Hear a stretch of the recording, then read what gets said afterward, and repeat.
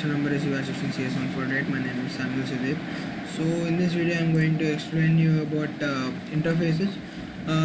My question is like create an interface called accountable, and it should implement the classes like current account and savings account in the main method called text.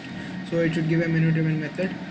So our interface is like it contains only the abstract class abstract functions, which doesn't have any body or so in this current account class, it will implement the interface called accountable, and then I've initialized a private attribute like amount is equal to 0, and then I've given adding money and subtraction money. So in the deposit function, I have just given an scanner class which will take the adding money, and then that adding money will be equal to the amount or something balance which is actually in the account.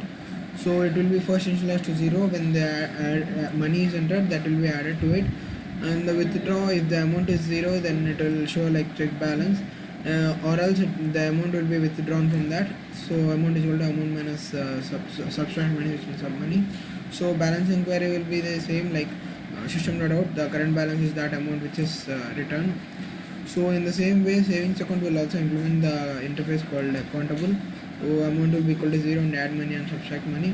So I have created a scanner object over here, and then I have taken the add money amount and then added to the real amount. So it will print deposited. In the withdraw function, I have just subtracted the amount, and then balance inquiry will show the amount. So in the main method, I have initialized a scanner. So I have created a scanner object.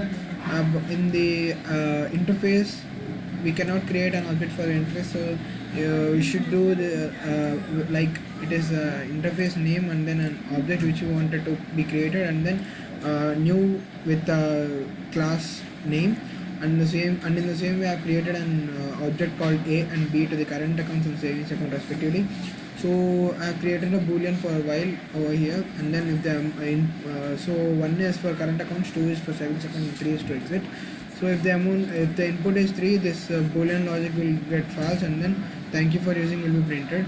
And then I have created another bool for the second while loop over here, and then this while loop will be iterating until for this deposit, withdraw and balance inquiry, and until you put back, it will be in while loop.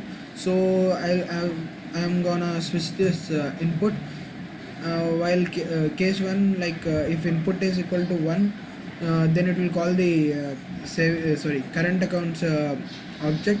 With the current accounts object, it will call the current account deposit function, and then if the input is 2, then it will call the savings account deposit object. In the same way, case 2 also will call this input. If input is 1, it will call the current account withdrawn function, and then if it is case 2, it will call the savings account withdraw function. In the same way, balance inquiry also. And finally, if the bool is false, then it will break, so default will be invalid input. So let's run this and see now. So it is showing like current account and savings account. If I give the input like I want to go to current account, so it is showing something. So 1 to deposit, 2 to withdraw, 3 to balance inquiry, and 4 to back and all. So when I give 1, enter the amount to deposit. When I give 200, the deposited amount is 200. When I give 3 over here, so balance inquiry, your current balance is 200. That's what showing. So let me withdraw this. So 100.